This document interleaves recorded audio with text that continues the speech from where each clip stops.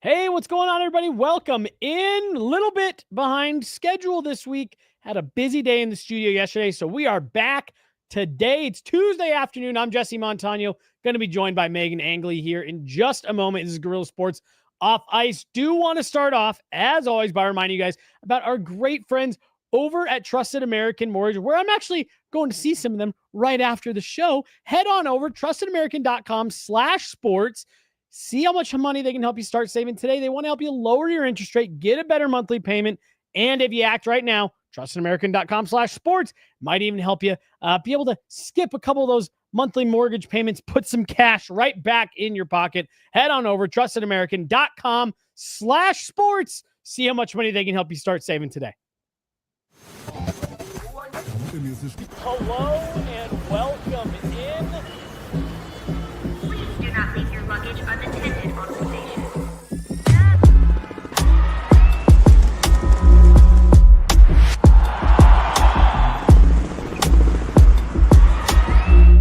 Welcome to the show.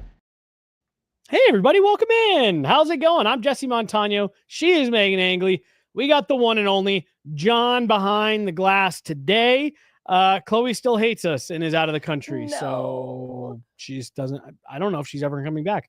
Got a good show for you guys today. We're going to round out our conversation that we've been having over the last couple of shows, dissecting this Avs forward group a bit here. And we're going to turn our attention to the bottom half of the lineup up front for the Avs, as that is the one area of the roster that still has quite a bit of work to do to be game ready. Meghan, how are you feeling? Are you game ready?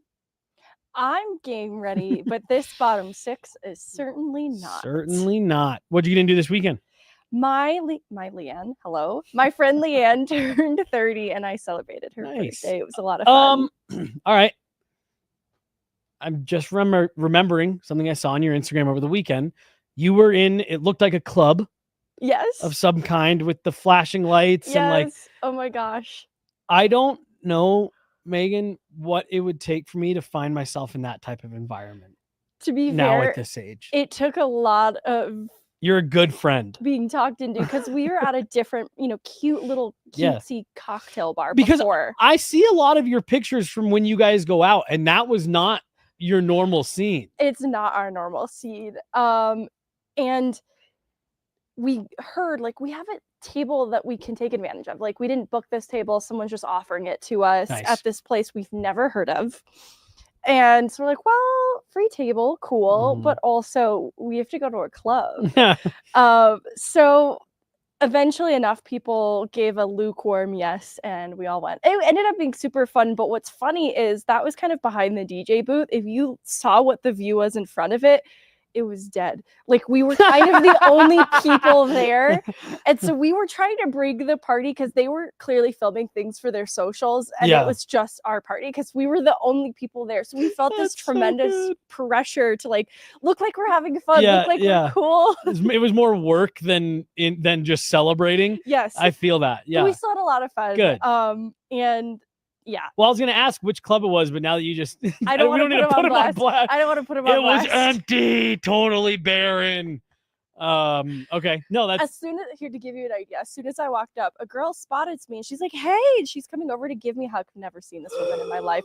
Turns out she'd gotten kicked out for picking a fight in the club and was trying to get back in by pretending to know me. No. And I was feeding into it a little bit. I was like, you're a people pleaser. Yeah. What was the other girl wearing? Like, I'll go find her. And security's looking at me like, you can't be talking like that. Like, we're not going to let you in. Yeah. They don't do a podcast with you. They don't know your sense of humor. They definitely didn't get it. It wasn't landing. Thankfully, I got in. I was sitting on my couch with my wife when I clicked onto your story. I was like, a year's salary is what someone would have to offer me, like, tonight to get to a club like this. The birthday girl was worth it. Okay. All right. Well, good. Hey, you had a out of the box adventure. It sure was. Good for you. Good for you. I power washed my fence, which is that's pretty crazy. Is now I will say it's an extremely satisfying task to power wash something, to go from 20 years of gunk buildup to clean. So I won't lie, I did enjoy that. That's how I feel when I take my makeup off at night. Just I've done it before, both with shaving, where I'll shave one half my face, but then I've also during allergy seasons put eye drops in just one eye just to see the contrast. It's all about perspective in life, really. That's right. And so on one hand, the Avs don't have a complete bottom six, but some teams don't even have a goaltender. Their forward group is like power washing a fence, but you got halfway done and we're like, shit, I ran out of gas. That's a great point, right? This other half is beautiful, stunning. But it still works. It still functions as a fence. Yes. And you see the potential behind. Right. It's like, ooh, if we get some more gas, we can get this cleaned up a bit. Absolutely. And wow, this nice. highly functioning fence will now look like the rest of it. But we haven't power washed that part of it yet. So let's talk about what needs to be done once the power washer is back full up and we can move on to the bottom six of the Colorado Avalanche, get them cleaned up as well. Yeah, I think it's like a little bit of patchwork that's needed, right? Like some of the fence is a bit busted. You know what, Megan? We replaced 2 posts. We didn't replace every post. That's right. We had to replace 2 because they had gone bad. It's just like your fence. It's just, wow, this is actually going better than we thought. The Avs roster is near identical to my fence. And the goaltending, look, we had to have the patio replaced before that. So we got a nice solid foundation put in. Good. That's our goaltending. Now we got the fence back up and we're doing some power washing and we got this last little bit to focus on here. That's not a bad part too. And it's going to be so satisfying when it's all done. And it's the home stretch. It's arguably the easiest part if you're willing to park the time. You could entertain a backyard barbecue in this backyard as is. Right. But don't you want it to look just a little bit nicer before everyone shows up for the party? We really like the way it looks up front. I think this back end is sneaky exciting. But Megan, right now, and I'm going to count Logan O'Connor because he's injured. Totally. Even though he's injured. Ross Colton, Logan O'Connor, Jack Drury, Parker Kelly. Now, for those of you at home who grew up watching Sesame Street, you'll know that's only 4. And you need at least 6 to make up your bottom 2 lines. Now, you have some internal options, Prashepov, Ivan, etc. But I don't think that's what Chris McFarland, Joe Sakic want long term. So let me start by asking you this question. Do you think the Avs have more moves up their sleeve to round this bottom 6 out? Or do you think they'll go into the season patchworking it, saying, by March we'll get there? So, or a combination of both? I think it'll be a combination of both. I think that they have one more move left in their tank ahead of the start of the season with respect to the third line. Yes. Because I think that will be the hardest area of the lineup to just fill in with guys, just because we have an idea of what both Parker Kelly and Jack Drury look like on a third line. And it's not bad, but it clearly wasn't what they ultimately wanted either. So you can convince me that we'll see some of that at the start of the season, but I think they want to have at least one more bona fide third liner that they feel comfortable with to start the year there. And then it'll be some mix of Drury, Kelly, maybe playing up on the third line, on that fourth line. And that's where, too, the balance of whoever's stepping up to help round out the bottom 6 with an internal option like an Ivan, Prashepov. I'm going to consider Jason Poland, Steinberg, Cooper Gay in that mix, too, just because I'm kind of excited to see where they stand coming out of camp. But I'm going to get ahead of this real quick before people start asking. Taylor McCarr, a late season 1 game or 2 potential call-up option. He's not in this mix. No, and I put him in that same category of I think we see an NHL debut from Taylor McCarr in the next season. And I would liken it to the track that Chase Bradley took. Getting a game late in the season and not necessarily being expected to compete for a spot and stick there, just as an injury crops up, seeing an opportunity to get a look at one of these guys at the NHL level. That's where I'm at with Taylor McCarr. I won't, pencil him in any higher in terms of filling out an NHL role for the Avs as soon as next year. But I don't think it's outside the realm of possibility to get an NHL debut. And I'm excited for it. Honestly, put Cooper Gay kind of in that same category. I'm just excited to see a full season of him at the pro level. But, Poland, Steinberg, Przepov, Ivan, we kind of have an idea of those players. And I'm so sorry. I'm not even up to date on how to pronounce his last name. The kid they got. No, in the Oscar Olausson trade. Oh, Gushin. Yeah. I might be saying that a little funny too. He looks like he's going to be a tweener player to me. Like the skill is really obvious, but right. He's my size, and just the Rocco Grimaldis of the world. There is an extra level that they have to get to make their game stick at the NHL level. But I don't know, maybe toss this guy in that potential for the start of the season as well. I hate grouping players who are undersized in this same box, like TJ Tynan, Matthew Phillips. Short king hate. Not even allowed in the same box. But I actually think I'm the one who just said they can't is play like the NHL. Just outside that same box, but still in a category of player. In that I don't know that he is really at the front of the line for a call up. I think that he is here to replenish some of the goal scoring that Matthew Phillips brought to the lineup last year. I agree. And I think there's a little more upside though, because with Matthew Phillips, I think the organization had a little bit of an idea of where he's at and what he'd bring. Not so different from TJ Tynan, though still here on an NHL contract. So there's still this door that's, exists for a player like that to get a call up. Anyways, it's a shorter door, but they can still get through it. It's a shorter door. Jesse, not everything is about their height. All right. Because also, he's not as small as Rocco Grimaldi. Is he not? No, I feel like he's thought 5'9". He's listed at 5'8". Gushin is, yeah. All right, 5'8". All right. Now, keep going. I'm looking up how tall. Rocco Grimaldi's 5'6". He's so small. All right. Wow. I stand fully corrected. But again, does just underscore my point of, do you know how talented Rocco Grimaldi has to be to even get to the level that he's gotten to? Yes. I remember watching him in college. He was sick. Oh, I'm sure he just tore shit up.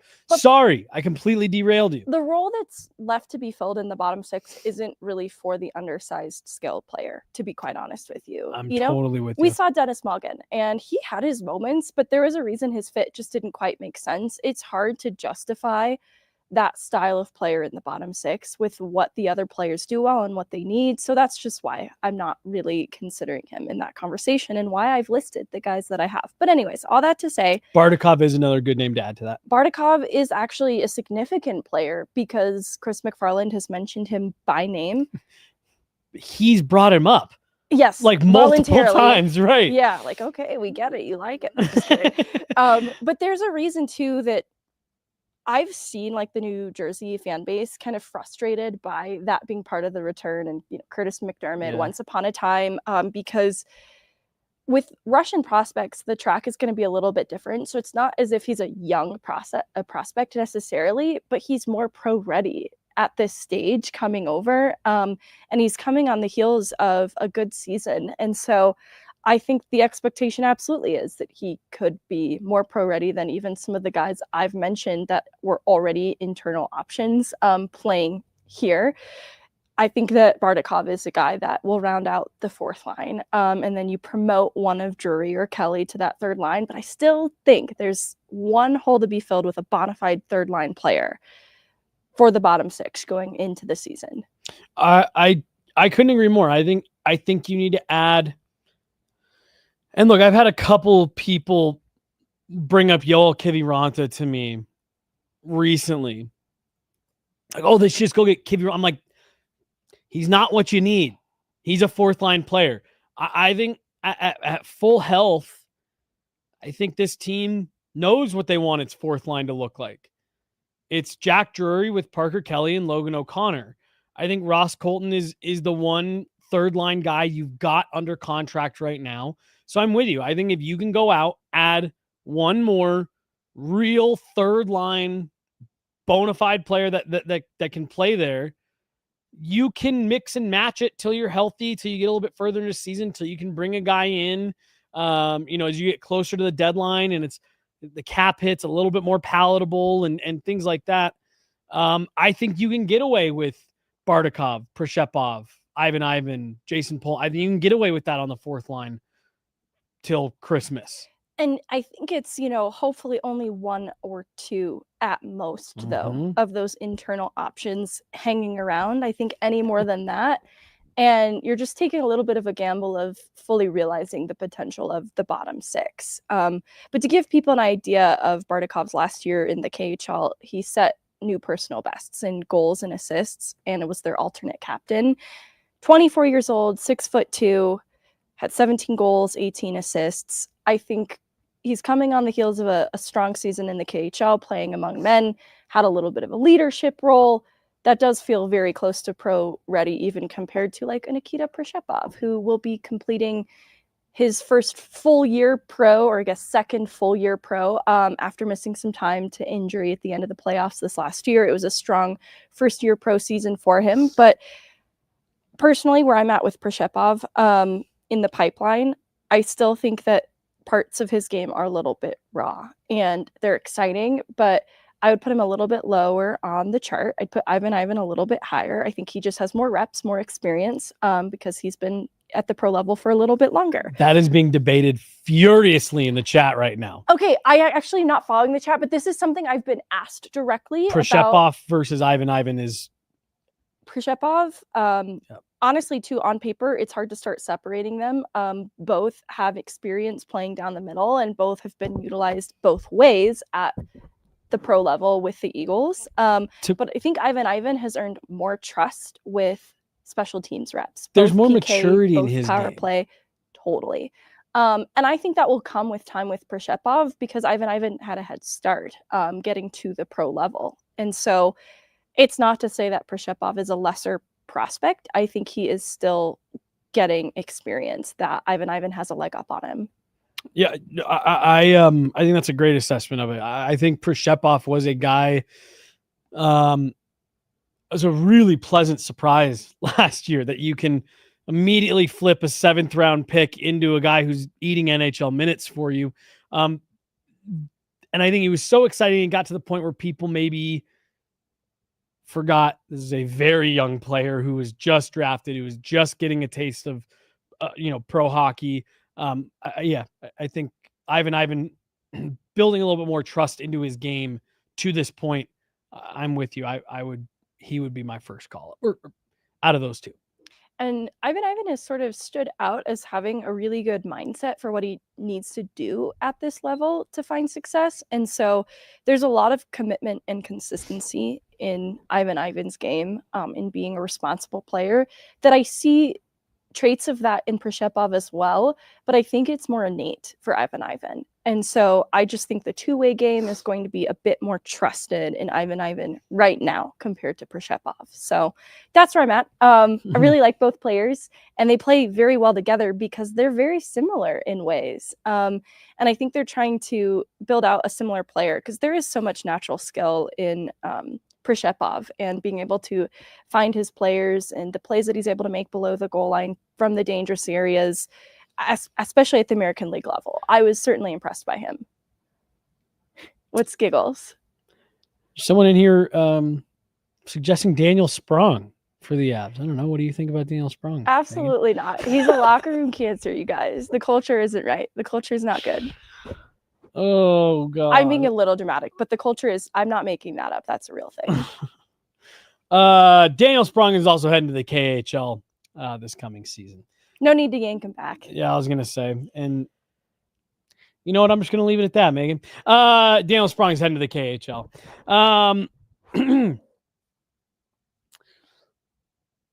I'm with you in the sense of if you can get this to the point where you are talking about one of those names that you've listed, Prishepov, Ivan, Cooper Gay, Jason Poland.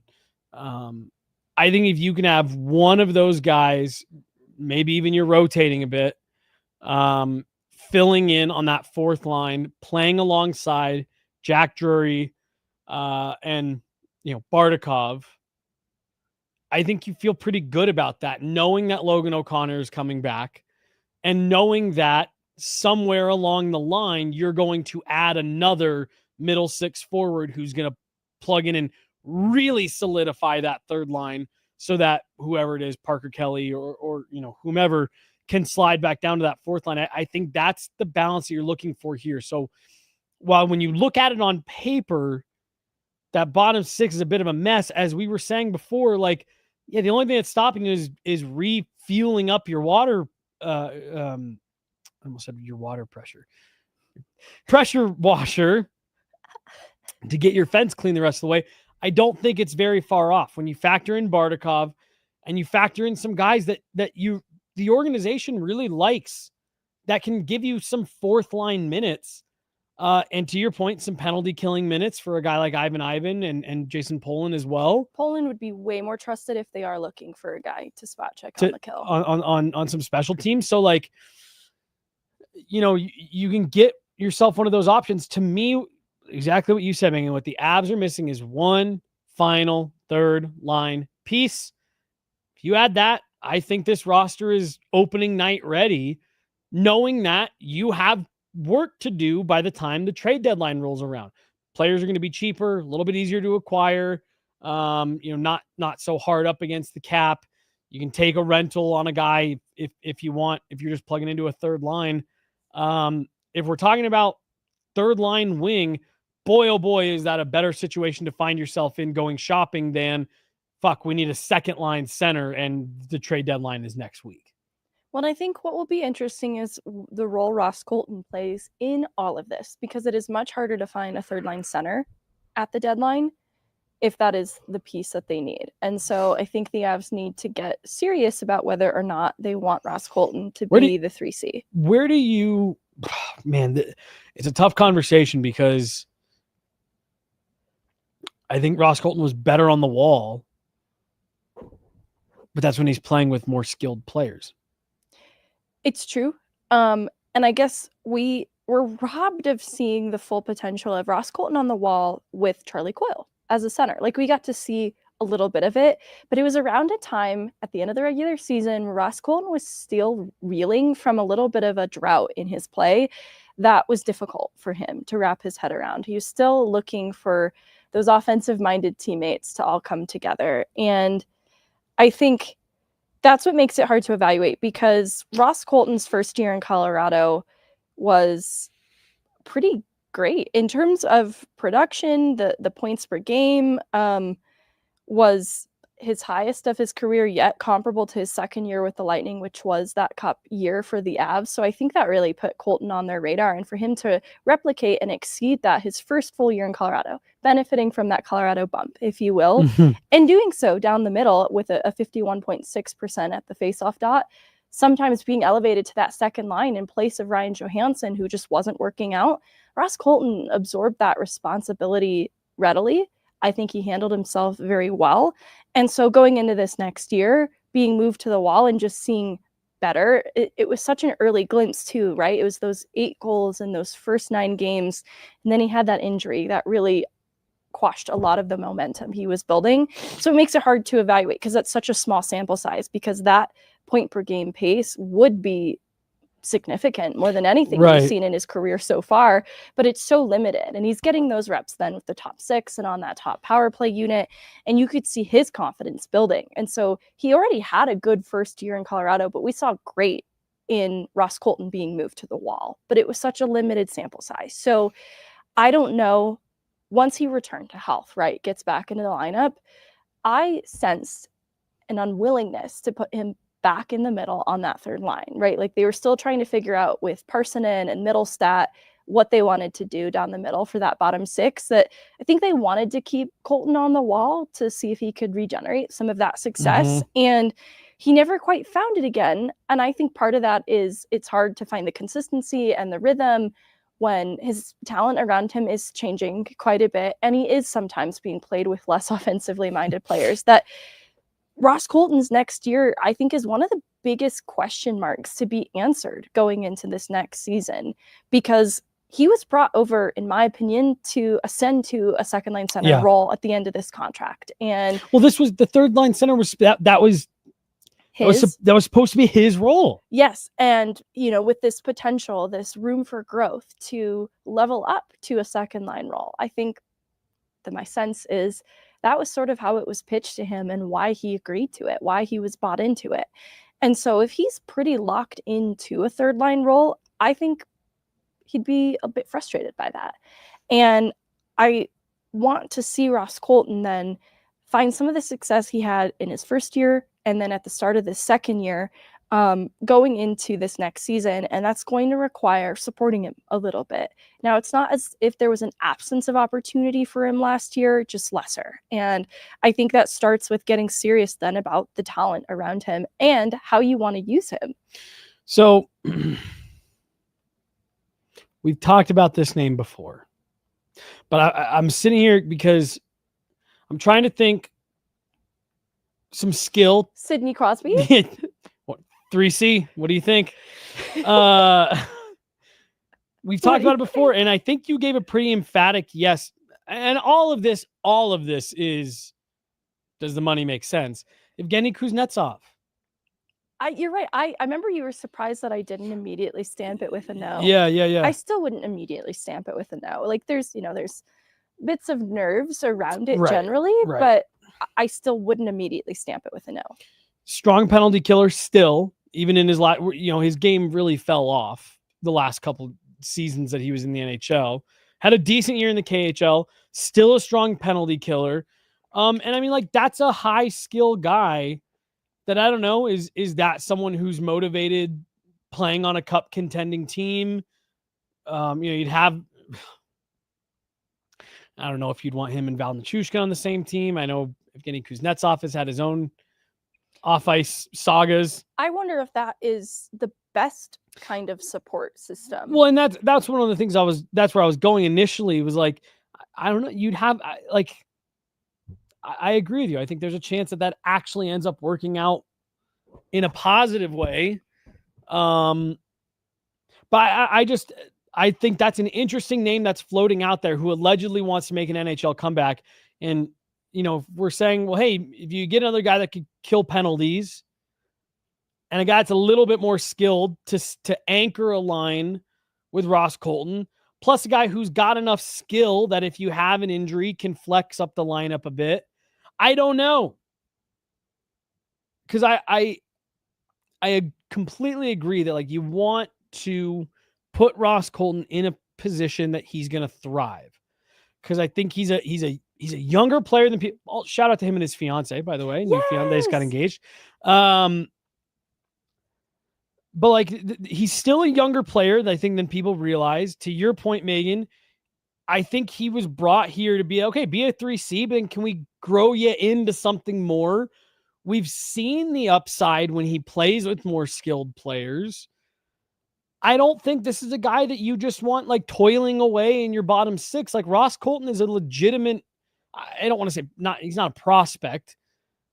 An asset makes it seem like you're just trying to, but like that's a real player that you're trying to grow and develop and make a part of your core. Don't just isolate him there on that third line. Can you go out and target somebody in particular? It's like, hey, Ross, we're going out to get this player for you to play alongside you, make that line better, more competitive, more of a threat.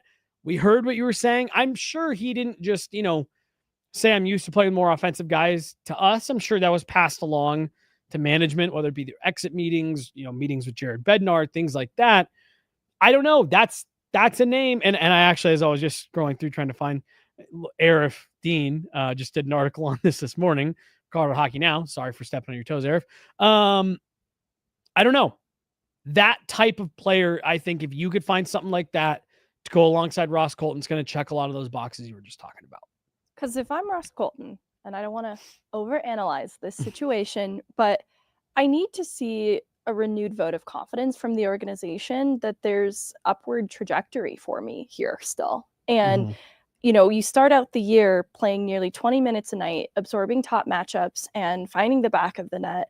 I would point to that and say there is untapped potential here. I need to see that the organization cares about fully realizing that potential in me. And obviously, it doesn't necessarily justify a top 6 role that Ross Colton's just thrust into next year. But you have to then see that shown in a different way by committing to some of the talent around him, for example. And that would give me renewed hope and confidence as a player. And I think that's important for all of these players in different ways. I don't key in on just Ross Colton that I sometimes think needs some positive affirmations. We've gone down this rabbit hole off the camera before, but I think Ross Colton needs a little bit of a confidence boost from the organization. I completely agree. I think we both agree that the ideal fourth line at the end of the season, Kelly, O'Connor, Drury, not in that order necessarily. Yeah. I love it so much. Me too. They really found some magic in a bottle. And the good news is they can keep this going for a little bit. Like Jack Drury has 1 more year left on that contract. And I don't blame the organization for probably wanting to see what this next year holds. Just because both Kelly and Drury, this is only their 4th season in the league. Yeah. And so they're pretty young and getting their bearings. And so as far as their potential too, for what they can accomplish in this league, each year for both of these players, we've seen improvement, and obviously both experience a bit of a Colorado bump, if you will. And so I still think that they're on this path of just taking more steps forward going into this next year. I don't think it'll be anything crazy. I think it'll be things like more ice time at the end of it all and absorbing more on the kill. Parker Kelly, the second most time on the kill among the forwards. And so that's significant given the time that Val Nichushkin missed. He's obviously a trusted piece there. Arturi Lehkonen at the start of the season. Parker Kelly became such a trusted guy on the PK. Yeah. Total Jared Bednar guy too. Absolutely. Leads the team in hits in the playoffs and among the highest for blocked shots, especially among the forwards. I want to say the highest among the forwards for blocked shots. About that game where he had the shift 4 block shots only for them to end up giving up a goal. But yeah, very trusted guy. Very trusted. And given that this was only just his 4th season and he took these step forwards in these different categories, I think this line can be even more than what we saw it to be in this last year. Especially, I have a lot of optimism around Logan O'Connor returning from this hip procedure, just because of the strong season in terms of availability that he put together coming off the heels of the last hip procedure, playing 80 games. And his ice time, everything except the production, which wasn't so far off from what it normally was good. Well, and I don't know if we ever clarified this on the pod. We did get confirmation that it is the other hip, not a recurring injury, which I think is better. I think it's significantly better, and his time on ice absolutely tracks with what we've seen it to be. And so even if he's playing through a little bit of something filling off with the other hip, putting together an 80-game season on the heels of the last hip procedure, I think availability is not my worry with Logan O'Connor. Let him fully recuperate and come when he feels ready. I think we'll see around Christmas him get back up to game speed without too much issue. And so the thing that I think he was on this track he was building towards was better production year by year. And his goals increased the year before last, though the overall points total was a little bit lower. I think we're still in this room where we can expect Logan O'Connor's production to gradually increase a little bit. Jack Drury saw more of a bump in his production in terms of pace, point per game in Colorado, that I think all these players put together, I just want to see a little bit more of that, because I think there's a little bit more to give. And again, I don't think it's the production that's going to jump off the page. It's their consistency, their reliability, and the way they play in big game moments. You know, Jack Drury's assist on the Charlie Coyle goal in the playoffs was a pretty incredible read. It was very opportunistic. Obviously, Logan O'Connor factoring on 2 of the short-handed goals, including getting one of his own, and having nearly a point per game in the playoffs. Logan O'Connor on a bum hit, basically. I think that these are clutch players that have that special factor in the playoffs in particular that we didn't get to see more of because we only got 7 games. Their game just lends to it so well. We are up against a little bit of a clock today, folks. We got, I don't want to spoil it. We got someone coming in who's doing an interview for something else. So we've got just a couple minutes here. I want to make sure we got to this super chat because it made me genuinely laugh out loud. From Vaguely Sober, $1.99. And it wasn't this comment that made me laugh out loud. It was his follow-up. He said, "Can I interest you in a gently used Kiviranta?" And he sent that as I was going on my Kiviranta rant. And so the follow-up was, I was typing this as Jesse was saying all this about Kivi, but I sent it anyways. Big shout out to Vaguely for the $1.99. Megan, can you... I wasn't reading chat until now, and you guys have been very funny today. Can you round out our show today? Your thoughts on Kiviranta? Am I in the wrong? I also didn't hear you talking about Kiviranta. No, so when I said a bunch of people have asked me, and I just don't think he's a third line player. Because did you say that on today's show, and I just didn't hear you? Yeah, that what I just said right there was all I said, though, so it was very I have easy such selective hearing. I didn't even hear you talking badly about Kiviranta. It went completely over my head. And again, it's not bad. It's I just, do not hear it. He's not your third line solution. So I do agree with that, though, as much as I've loved throwing my full backing and support behind Kiviranta, who I think has had some interesting stretches in this last year where he was kind of consistently putting up points in periods where the team needed some depth scoring. So I was really ringing the bell for Kiviranta, but I don't think it's enough for a third line role. And given how full the fourth line is, right? Like how complete it is, I don't know where I see the fit unless he wants to be a 13th forward. I don't love that for him. I don't either. And then what are you doing with Bardakov if he does come over? Yeah, I just, for all the Kivi love out there, I just don't think there's much room for him. Yeah, I think the fit doesn't make as much sense. And it's clear they're asking a lot. Otherwise, he would have a home by now. But he scored 16 goals last year, and I think they're trying to get paid for that. I think so, too. And I think that's why he hasn't signed anywhere right. That's what I'm saying. Yeah. So I don't believe it's a lack of interest altogether. I think he finds an NHL home next season. I completely agree. Yep. All right. Well, we are going to have to cut ourselves a little bit short today, but we'll be back on Friday within our episode. We're going to get into the schedule. And then should I just put it out there now what we're going to be talking about? Sure. We are going to be getting in to the Hockey Canada verdict. I'm going to say the fallout from that, meaning like what all has come from that. What's the status of the players? Megan, I think, I don't remember if I complimented you on air. I thought your post was very thoughtful. I thought it was very fair to every side that this is a really complicated process that everything just went through. And that's part of what we're going to unpack. But if you haven't read what Megan tweeted out the day of the verdict last week, I'd recommend doing that. I thought it was perfect because this isn't, at least how the case goes, how the court proceedings went. This wasn't black and white. There was a lot of nuance to how all this went. So we are going to unpack that a little bit. And then we are going to get into the schedule for the Avs that was released last week. Days to look for, weeks, months, scheduling, oddities, and positives for the Avs this coming season. That's going to do it for today. I'm Jesse Montano. She has been Meghan Angley. We've had John with us behind the glass. Thank you guys all so much for tuning in. We will see you on Friday. Have a good one, everybody. Bye. Bye.